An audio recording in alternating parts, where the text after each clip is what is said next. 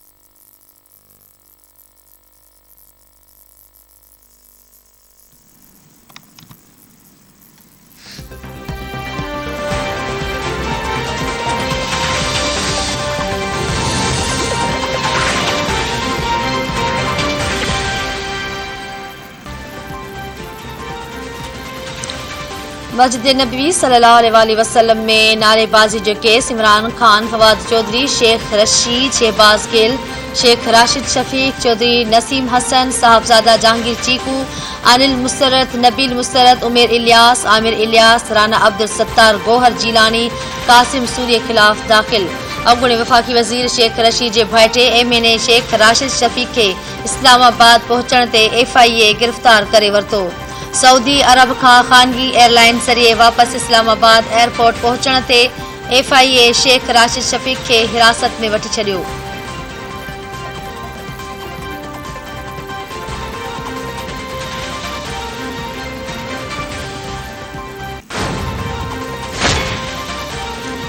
घरू वज़ीर राणा सनाउल्ला इमरान खान खे फितनो करार ॾींदे संदसि गिरफ़्तारी जो इशारो ॾेई छॾियो। राणा सनाउल्ला चयो आहे त इमरान खान फितनो आहे, खेसि गिरफ़्तार कयो वेंदो। रसूलुल्लाह सल्लल्लाहु अलैहि वसल्लम जे रोज़े जो तक़दुस पामाल कंदड़नि ख़िलाफ़ केस दाख़िल न करण जो को जवाज़ ई नाहे।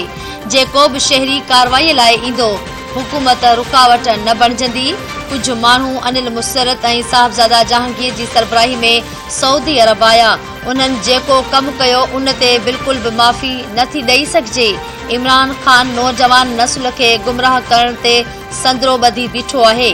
सऊदी अरब कुझु माण्हुनि खे डिपोर्ट ऐं उन्हनि ख़िलाफ़ कार्रवाई जो फ़ैसिलो कयो आहे। शेख रशीद जी प्रेस कॉन्फ्रेंस खां पोइ छा कंहिं सबूत जी ज़रूरत आहे?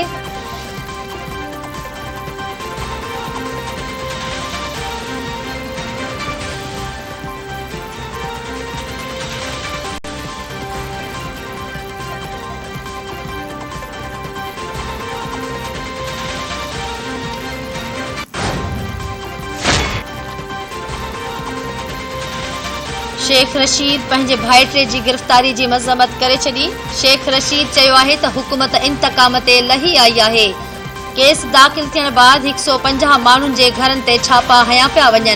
ही माण्हू जिते बि वेंदा हिननि जे ख़िलाफ़ नारा लॻंदा, माण्हुनि खे अंडा ऐं टमाटा हणंदा। शेख रशीद मूजिबि हुननि मां को बि सऊदी अरब में न हो, पर उन्हनि ख़िलाफ़ केस दाख़िल कयो वियो। PTI अॻवान फवाद चौधरी चयो आहे त अञा त लांग मार्च जो ऐलान थियो आहे ऐं हुकूमत घबराइजी वई आहे। PTI जी क़यादत ते FIR दाख़िल करण जो सिलसिलो शुरू कयो वियो आहे। जॾहिं दिमाग़ सुन थी वञे त अहिड़ियूं हरकतूं सुझंदियूं आहिनि।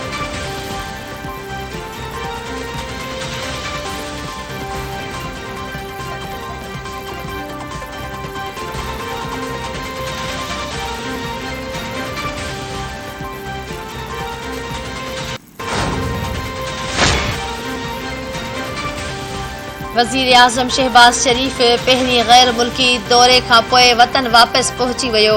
सऊदी अरब जे दौरे खां पोइ वज़ीर आज़म शहबाज शरीफ़ गॾियल अरब रियासतनि में पहुची अबू ज़हबी जे वली अहद शेख मोहम्मद बिन ज़ैद सां मुलाक़ात कई। गॾियल मुफ़ादनि ऐं मुख़्तलिफ़ शोबनि में सहकार वधाइण ते ग़ौर कयो वियो। शेख मोहम्मद बिन ज़ैद उम्मीद ज़ाहिर कई आहे त शहबाज शरीफ़ जी क़यादत में पाकिस्तान वधीक तरक्की कंदो।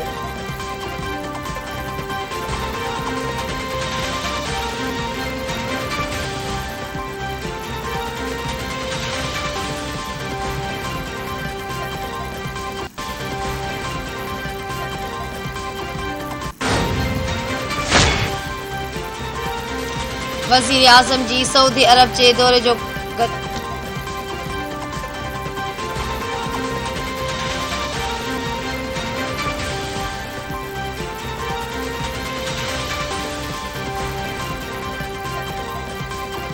दाख़िल कार्रवाई नेब खां पुछण चाहियूं था छा फराह खान खिलाफ़ केस ठहे थो। फराह खान 20 सालन खां रियल एस्टेट सां लाॻापियल आहे। Farah Khan public office holder नाहे। पीटीआई चेयरमैन इमरान खान इस्लामाबाद में प्रेस कॉन्फ्रेंस कंदे चयो आहे त मदीने में जंहिं वक़्तु वाक़ियो थियो उन वक़्तु असां दुआ में मसरूफ़ हुयासीं। चैलेंज थो करियां त ही जिते बि वेंदा उते साण इहो ई वर्ताव थींदो।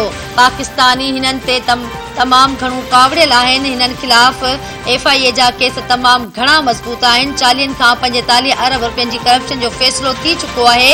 मुस्लिम लीग नून ऐं पीपल्स पार्टी पंहिंजी करप्शन जा केस ख़तमु करण लाइ पाण खे NRO 2 ॾींदा ऐं हिक ॿिए जा केस ख़तमु कंदा।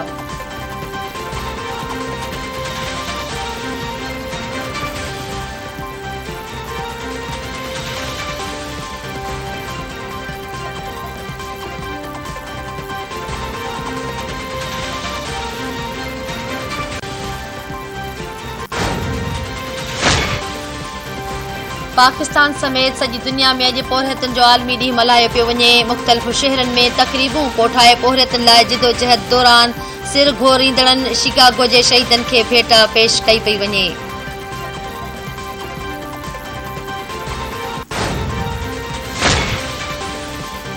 वज़ीर आज़म शहबाज़ शरीफ़ पारां पोरहतनि जे आलमी ॾिहाड़े ते दुनिया जे समूरनि पोरहतनि खे वाधायूं। वज़ीर आज़म शहबाज़ शरीफ़ पोरहतनि जे आलमी ॾींहं ते पंहिंजे पैगाम में चयो आहे त दुनिया जी तरक़ी पोरहतनि जी महिनत जो नतीजो आहे।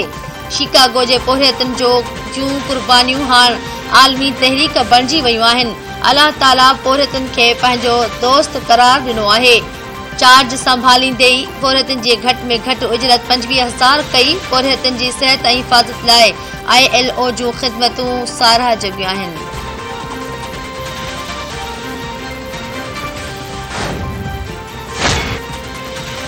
पीपल्स पार्टी पोरहतनि जी वकील ऐं मुहाफ़िज़ी जो किरदारु अदा कंदी रहंदी। पीपल्स पार्टी जे चेयरमैन ऐं परॾेही मामलनि जे वज़ीर बिलावल भुट्टो ज़रदारी पोरहतनि जे आलमी ॾींहं ते पंहिंजे पैगाम में चयो आहे त जेसीं ताईं पोरहतनि जूं हालतूं तब्दील न थींदियूं जटादार तरक़ी जो ख़्वाबु अणपूरो रहंदो।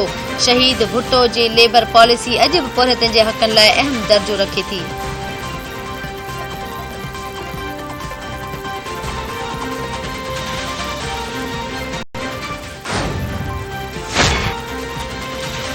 शमाल जो चंड ॾिसण लाइ मरकज़ी रूहत हिलाल कमेटी जो इजलास अॼु इस्लामाबाद में थींदो। मरकज़ी रूहत हिलाल कमेटी जो चेयरमैन मौलाना अब्दुल ख़बीर आज़ाद इजलास जी सदारत कंदो।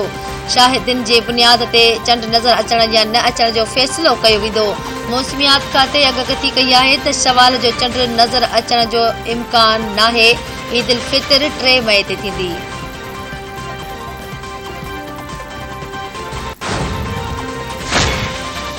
ओघरा घासलेट जी क़ीमत में घटिताई जो ऐलान करे छॾियो। LPG फ़ी किलो जी क़ीमत में 15 रुपया 27 पैसा घटिताई कई वई। नोटिफिकेशन जारी कयो वियो। फ़ी किलो LPG हाणे 231 रुपया 85 पैसा फ़ी लीटर जे हिसाब सां मिलंदी।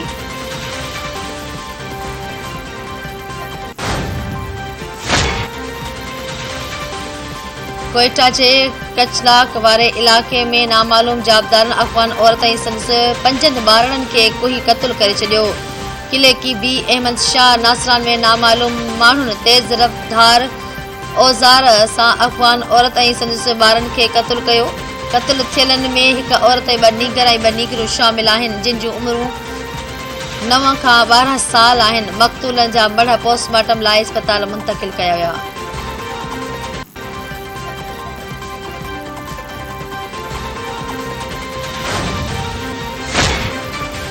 मुल्क में गुज़िरियल 24 कलाकनि दौरान कोरोना जा वधीक 66 नवां केस ज़ाहिर थियण जी तस्दीक।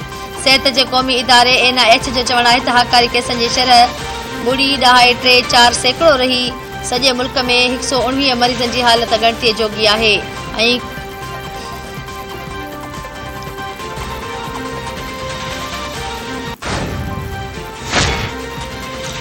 ऐं कराची समेत सॼे सिंध जे मुख़्तलिफ़ शहरनि में अॼु सुभाणे मिटीअ वारियूं हवाऊं हलंदियूं। मौसमियात खाते जो चवणु आहे त अॼु कराची में मौसम गरम ऐं मूसट वारी रहंदी। गर्मी पद 38 खां 40 डिग्री सेंटीग्रेड ताईं रहण जो इम्कान आहे। मौसमियात खाते पारां अलर्ट बि जारी कयो वियो। अवाम खे मिटीअ वारियूं हवाऊं हलण बाबति बि आगाही ॾिनी वई। मौसमियात खाते मूजिबि हैदराबाद, शहीद बेनज़ीराबाद, मीरपुर ख़ासि, ठटे ऐं बदिन में मिटीअ वारियूं हवाऊं हलंदियूं।